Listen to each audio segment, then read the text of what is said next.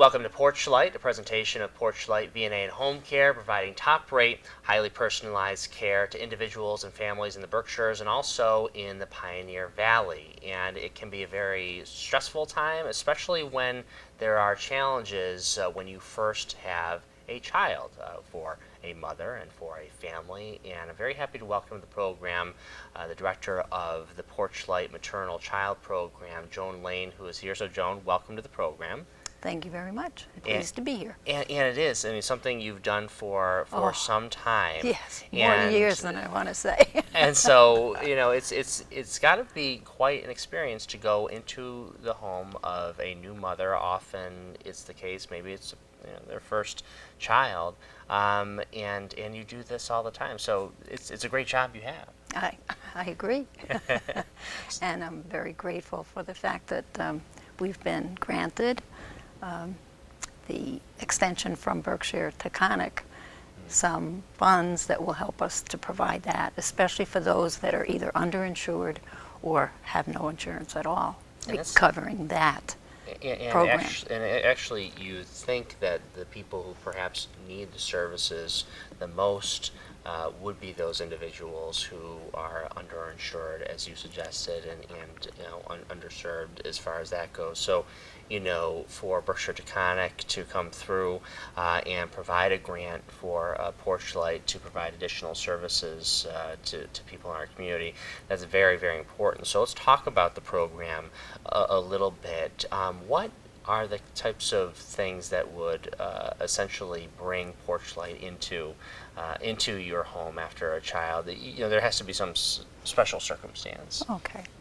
Oftentimes, at the time of a birth, a mom is brand new at extending anything. They have motherly instincts, but oftentimes they just need a little extra guidance. So, fortunately, the physicians, pediatricians, as well as some of the obstetricians will call and say, I'd like you to see this mom and babe. Or sometimes it's just the baby, depending upon what the need is. And that could be anything from just a routine wellness check because it's a brand new mom. Sometimes it's due to circumstances that the baby is under DCF with his Department of Children and Family Services, and oftentimes they're foster children that are being cared for by the foster mother. So that has to be followed on, and that's of course a legal situation. And then also some babies have a very high bilirubin, which is the process that breaks down the red blood cells, and the liver has to work hard to do that. And some babies it takes a little longer to have that process through. So then blood tests have to be done on a regular basis to make sure that everything is working out well for the baby. And sometimes they have to go under lights brighter than this. a little warmer too. And a little warmer, exactly. And that helps to break down those red blood cells. Yeah. So that's another area that we are called on to do. Now also, some babies that aren't seen right after birth, the pediatrician will see the baby and then decide, yeah, I think this baby needs to be followed because sometimes their weight gain isn't sufficient. And if breastfed babies sometimes take a little while to learn what their process is, just as it is for mom. And of course, weight loss in an infant is very serious and has to be observed and taken care of. And sometimes there's supplements that have to be given because mom doesn't have enough milk or the milk is just slow in coming in. Sometimes with C-section babies, we see that often because if there's been no real labor, that the lack of labor can also cause the milk to take a little longer to come in. Yeah, it's interesting because that's a whole, yes. That whole biological process. One sort of happens and triggers the other, and so on Absolutely. and so forth. So Absolutely. now the ideal thing, I believe, is that breastfeeding is best practice. Mm-hmm. As best it can be done. That's right. So with that, as you suggested, there are those challenges. Some mothers are not able to do that quickly, and it takes the learning and the process between the baby and the mother to really kind of create that symbiotic situation. Relationship, right. And I also want to include dads in this. There was a time that the dads weren't always there for the visits, but now many, many more are making themselves available, or due to the fact that we have the paternity, maternity leave now that's afforded by the state. Oftentimes the dads are there, and they're as much an integral part of the picture and can be of support, especially with those that are breastfeeding. So let's talk about that, because that's a bit of a cultural shift, I would say, over the last generation. Yeah, or so. Definitely, absolutely. So the father being, more involved. Traditionally, it was always okay. The father is the one who works and goes to work and then comes back, and now it has changed. So how can a father be helpful in the process? And of course, in some cases, they may very well end up being the primary caregiver for the child. But that aside, Yes, more the traditional sense, mother may be the predominant caregiver. How can a father be helpful? Oh, especially with breastfeeding, absolutely anything that assists, even if it's a glass of water while the mom's nursing, to bring that, to know that they can rely on the fact that dad is there and can be assistant even if there's sibling children. Oftentimes, during my visit, sometimes they'll take the 2-year-old into the other room for a bit, but then towards the end of the visit, I make sure I include the dad too. Because oftentimes they have questions that are uniquely theirs, as far as how can they help their wife, or dads that are very, very interested in the growth and development. They haven't had that experience, or in sometimes there's dads that this is a second marriage for them, or a second family, and they have more experience than the mom does in that sense oftentimes. So it's amazing that when that happens, that they just jump right in. They really do, and they'll be asking me the questions. Very often that happens. And I think that's a wonderful thing too. That we've gotten to that point, because you may remember how different it was. Oh, absolutely. Back decades ago, and so having that extra hand, and we know how important, especially those early days are, as far as the development, as far as the brain of the child, as far as the capability to learn. So making sure you have all those necessities sort of taken care of, so that a child can thrive. That's a big part of what you do. That's right. And with the fact that moms don't stay in the hospital very long now, that is it's true. 2 days for a regular vaginal delivery and 4 days for a cesarean section.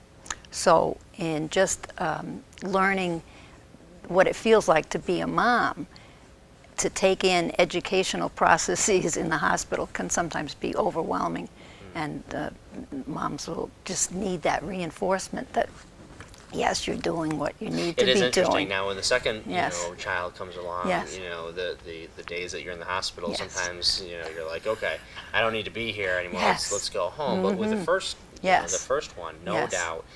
So to have that sort of bridge, it's interesting, because you would think that no matter what sort of health issues may arise with the child, I would think that any first-time mother probably could use a supportive hand from a professional at home on some regular basis, maybe once a week or something like that. Right. And sometimes we do have repeat visits. Sometimes it's obviously not needed unless there's a medical need, either psychologically or physically. We just can't keep going in because the insurance doesn't cover those kinds of things. So that's another thing where this grant would make it possible, if there's a need but it's not a medical need, that I could still possibly participate in their Right. I think, extended. and I think that's incredibly important. Yeah. So again, credit to Berkshire Taconic Oh, Foundation absolutely. and Porchlight for recognizing that, just because it doesn't meet the criteria of the insurance company or sort of the clinical side of things, that there's so much more as far as support other than Yes, simply just absolutely. a clinical reason Yes. for a child to need some professional support Right. in the home. I think it's a wonderful program. Now, in your typical home visits, is it how often would you go in to Okay, the home? the first visit is an assessment as to need. And if there's breastfeeding going on, oftentimes it requires a second visit. Also, we do work in conjunction with Berkshire breastfeeding families, and they also have received funds. I'm not sure from whence they've received them, but that is an additional service that there's not a concentration on anything medical, but because there's a problem with maybe the way the baby's latching, or the mom is just uncomfortable with how to position herself, those kinds of things. We offer that. But if there's additional need for further tutorage and such, Berkshire Families comes right in and will do that, which is really helpful too, because if I can't document truthfully that there's a medical need, to know that there's still sufficient services for a mom to receive. I also want to interject that lately we've had several doctors' wives and the doctor themselves that have had a baby, and I kind of treat them as though they're brand new parents. There might be a doctor, and they're grateful for that, because they might have specialties and whatever, but not if they haven't been a parent before. That's brand new, and they really enjoy and learn from the whole process, and that's very uplifting for us too, as service providers. And also to hearing know. a And story like yes, that is yes. probably something that would make any first-time parent feel a little bit better. Yes, absolutely. Knowing that even physicians, absolutely. professional physicians, Yes. need support Yeah. The first time Right. around with Yep. a child. Yeah, So right. so that makes a lot Yeah. of people, I'm sure, feel good. Yeah, yeah, it's an assurance. That you need help. Yes, You yeah, need that that's support. right. That's right. And so interesting. And now, how long have you been with Porchlight? Well, doing this program? I thought maybe you were going to ask me that, and I can't remember if it was 1996 or 98. So you do the math. Yeah, so a couple of decades. Yeah, there, right. Yes. or so. And how because we talk about sort of the opportunities, but also, as you said, there are limitations as to when service can be provided based on those parameters. Has that shifted over the years? Has it become more stringent, more liberal? I would say it's getting more stringent myself. That's my impression of it. But I think that's true in healthcare all around, that's true. as far as what is being covered and what isn't being covered. But one thing that I must say that I really am glad for, breast pumps are now being provided by many of the insurers, and it was not the case before. So that is a big adjunct. Yeah. Well, I 'Cause- mean, you look at it, and Yeah. it's a cost-effective measure, and I think, of course, the insurance companies are so fiscally Yes. focused naturally. I mean, I don't know if it's natural, but it just is. So having a piece of equipment that may be helpful as opposed to Right. I mean, again, there's nothing better than the actual individual there supporting you, the expert Yes. who is there, who has seen it time and time again, you know, right. to support someone, you know, That's trying right. to do the best thing. And of course, again, research after research and study after study has suggested that breastfeeding is so wonderful for the child, you know, for brain development, for all, you know, total development. Right. You know, so that's definitely the way to go. Right, And right. and so the more that we can do, it's a healthier community by That's right. providing that. That's like starting at square one allows you to maybe get further as far as providing that which supports somebody sooner rather than waiting and then having some unfortunate circumstances happen, or just the fact that the child is on the good footing right off the bat. Right. There's an old that's- saying, "Pay me now or pay me Yeah. later." You know, Right. any kind of Yes.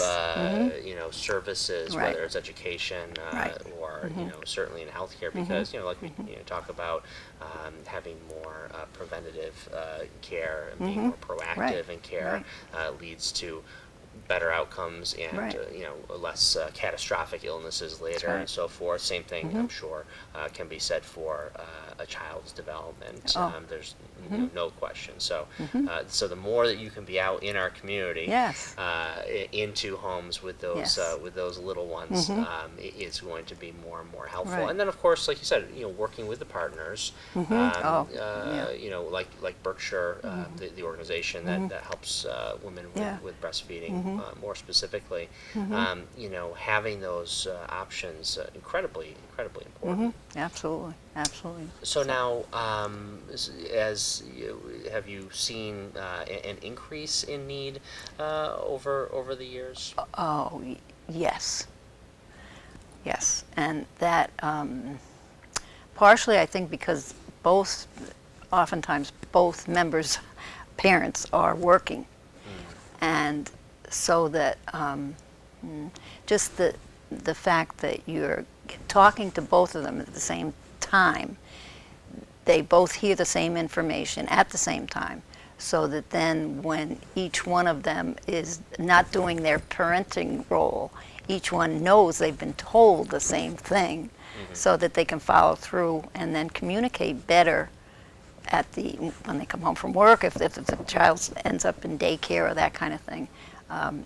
They're operating from the same floor, so to speak. And they're on the same page because yes. actually, you know how difficult it is to take in information. Yes. So for two people, Yes. often Yes. It's far more helpful because sometimes one of them will not recall and the other one will, and That's so right. forth. And I know that happens with with my wife Yes. often. That no, the person Yeah. said this, so Yes. forget about that, Right. and it's much more helpful that way. And so, and like you said, two people working, that is kind of the norm.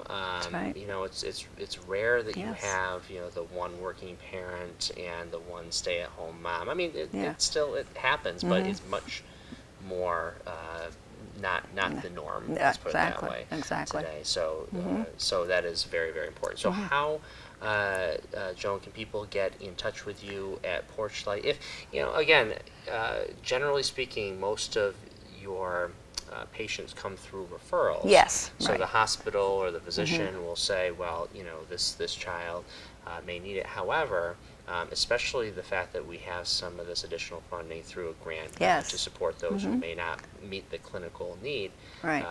by the letter of the law, as it were. How can people get in touch with you and learn more about Okay. the Maternal-child program? Okay.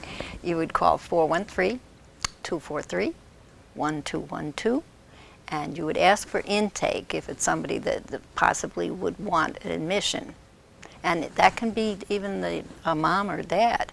But then we have to get an order through the pediatrician to have that happen.